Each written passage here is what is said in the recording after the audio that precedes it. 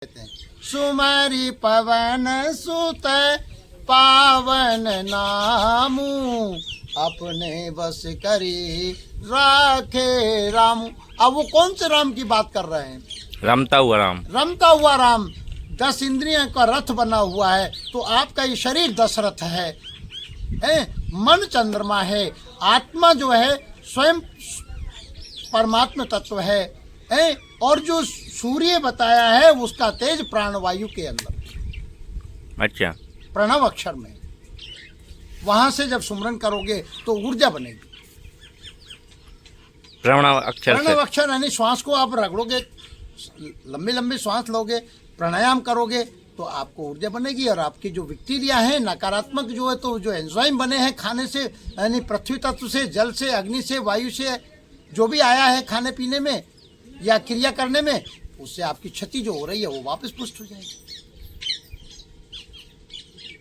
वायु तक। तो तप से ब्रह्मा सृष्टि, रामायण में आता है ना, बालकांड।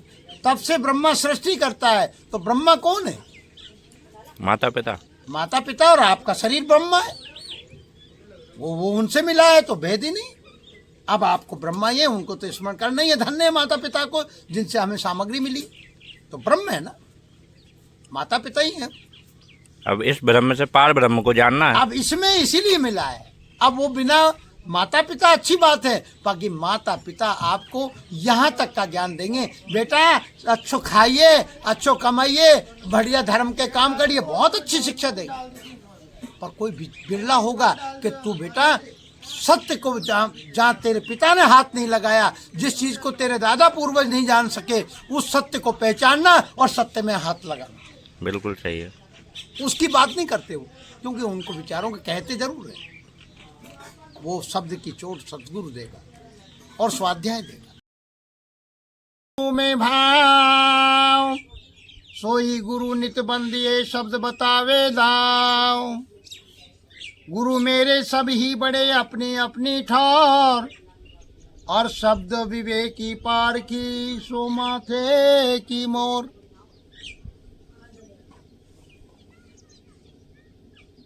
कहने का तात्पर्य है, इस दोहे में 4 शब्द अभी आप जो उच्चारण कर रहे हैं, इसमें भी आप परखी डालना, विवेक से परखने की कोशिश करना कि सच्चाई क्या है। आदमी बोलता है, स्त्री बोलती है, उसमें सार छाटो कि सत्य क्या है।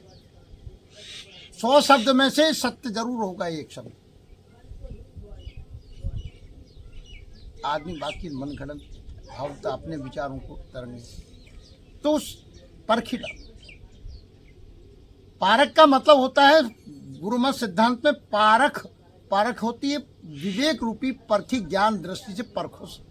आपकी ये शरीर है, ये मान लो कि आप एक व्यापारी हैं, तो आप बोरी में परखी डालते हैं जिन्स को पहचानने के लिए। तो आपकी वाणी पे मन में क्या आ रहा है, बुद्धि में क्या आ रहा है, और विचारों में सूक्ष्म से क्या आया और वाणी पे क्या आया, वही आएगा जो आपके वहां है। आप कब तक धोखा खाता है? आप धोखा खा जाते हो, शब्दों में लपेट लेता है कोई ग्राहक लपेट लेता है, कोई महामाया वाणी तो है। कायिक, वाचिक और मानसिक 3 जो क्रिया हो रही है, वो आपके पार ब्रह्म परमेश्वर है, पूर्ण परमात्मा जो विधेय स्वरूप है, वो है आपका निस्वरूप, वहां से आ रहा है। तो गुरु के ज्ञान के हिसाब से ही शिष्य का गुरु में भाव होता है। हम आपको ये नहीं कहते कि आप हमें गुरु मानिए, आप तो शब्द को गुरु मानो। वचन जो बोले जा रहे हैं, क्योंकि ये हमारे नहीं है, तुम्हारे अंदर भी हम समझ रहे हैं, तुम भले नहीं समझ रहे, बाकी हम तुम्हारे अंदर भी वाणी वहीं से आ रही है। जो शब्द आ रहा है वो वहीं से आ रहा है, मेन केंद्र से। अब उसको समझिए, लेकिन उनमें से उसी गुरु को वंदना करें। गुरु की नित्य वंदना करना चाहिए, जो शिष्य के मुक्ति के लिए। ये शब्द आ रहा है जो दृष्टा में से, साक्षी में से आ रहा है, जो देखने वाले में से। अब विचार करना है। ये 3 चीज है, दृष्टा, दृश्य और दर्शन और साक्षी। साक्षी हुए दृष्टा। स्वयं आप जानते हो ना, आप इन सारी चीज़ों को देख सकते हैं, क्योंकि ये आपसे प्रकट हो रही हैं, इसलिए जानने में आई और आप इनके जानने वाले ज्ञाता हो। ज्ञान के द्वारा ज्ञान, ज्ञाता और ज्ञेय, आपके पास वो विवेक होना चाहिए, वो बोध होना चाहिए, विचार से आप ज्ञान दृष्टि, क्योंकि आत्मा स्वयं वो शुद्ध सुप्रीम ज्ञान स्वरूप है, जिससे आप ये सारा मन बुद्धि में आ रहा है, इंद्रियों में आ रहा है।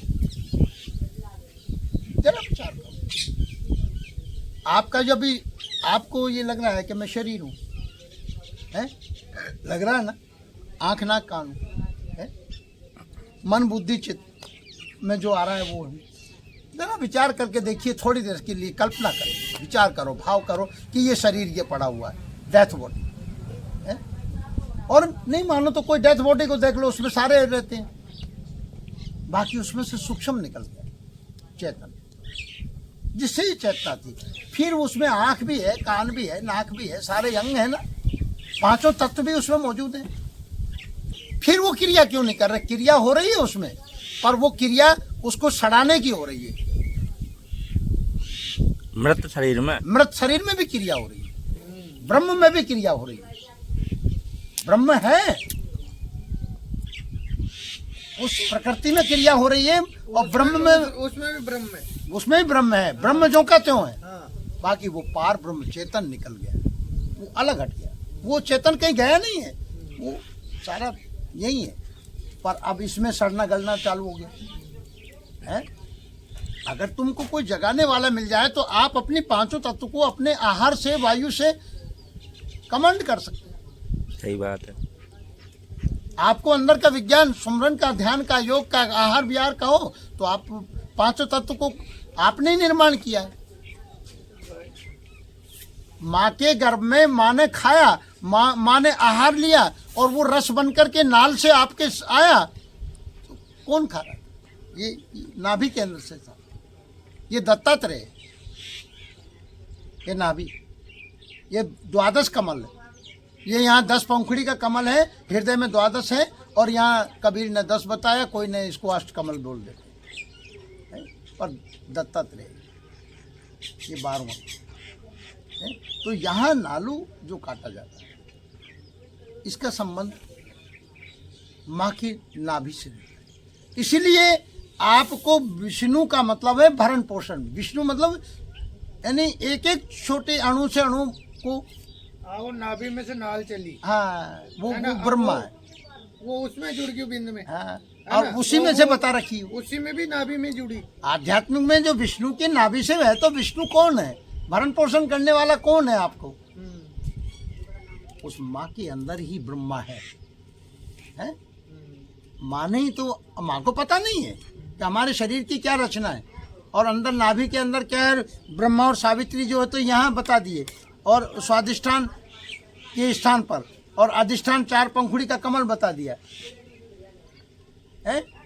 जो मूल गुदा होती है, तो मूल यहाँ से चलता है, फिर स्वादिष्ठान आ गया, फिर अधिष्ठान आ गया, फिर हृदय देश आ गया, अनहद चक्र आ गया, विशुद्ध आ गया है, फिर आपका मुखमंडल आ गया, फिर आपके मतलब जो तो ये शांत, तो ये सारा का सारा निर्माण शास्त्रार्थ तक चल, ये ताल हुआ। बाकी एक बात देखना, ये तो हुआ योगियों का। आपने इसके पहले हमारे वेद कहते हैं कि शिखा को गीली करो, क्यों? और यहाँ थोड़ा सा जल से, ताकि शांति रहे, शांति का प्रतीक है वो जल है। और फिर कहते हैं चिद्रूपिणी महामाये दिव्यते समन्विते तिष्ठ देवी वृद्धि तेजो राशि कुरुष, यानी तेज का राशि का खजाना है। तो ये केंद्र चाणक्य ने संकल्प कर लिया है। क्या शक्ति थी चोटी में। द्रौपदी ने, पांचाली ने संकल्प कर लिया कि केस जब बांधूंगी, जब दुष्ट दुर्योधन का रक्त, तो संकल्प में शक्ति है। वो केस, ये शिखर, ये केंद्र है। बात समझ। और योगी लोग ये शास्त्रार्थ को ही बताते हैं हाँ बिल्कुल सही बात।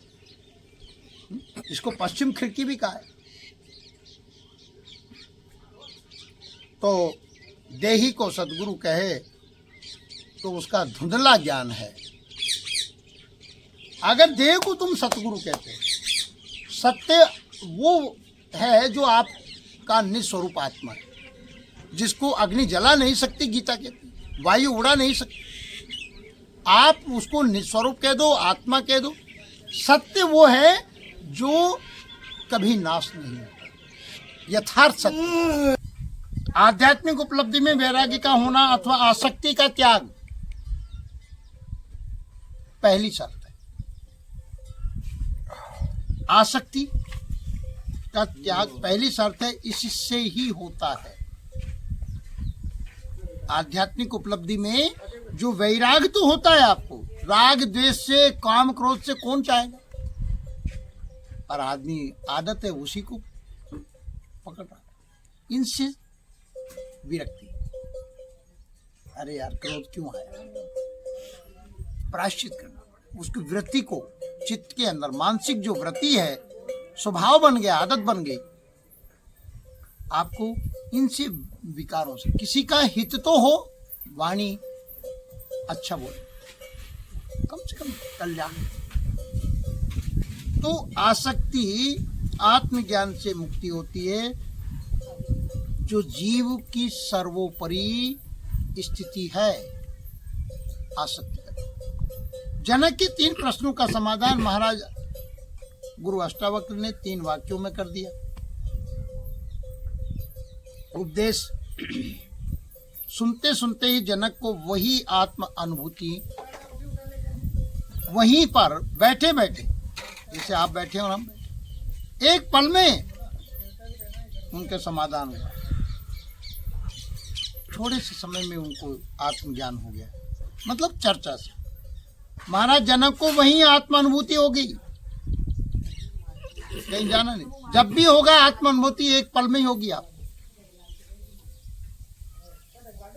अभी आपका ऊपर है कि आप सदगुरु के पास है, जो वाणी के द्वारा जो ज्ञान दिया जा रहा है उसको आप कितना आत्मसात करते, आप रियलाइज कितना करते।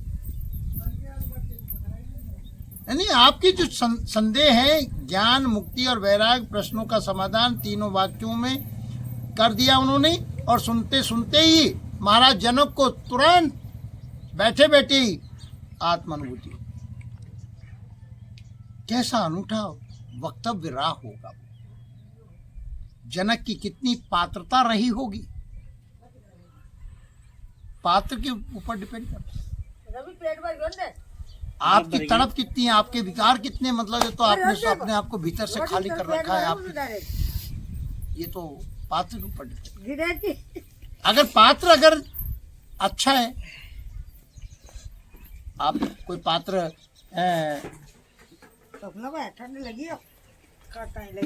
गंदा हो और आप उसमें छाछ का हो रहा हो, उसमें अगर जो है तो अमृत दुग्ध को रख दो तो क्या होगा, फटेगा। ऐसे ही ये वाणी भी हम जो है तो अब पहले गुरुदेव हर जगह खोल लेते हमको, क्योंकि इतनी तड़प थी गुरुवाणी की, रामायण की, गीता की, पर समझ नहीं पाते। गुरुदेव कहते मौन रहो।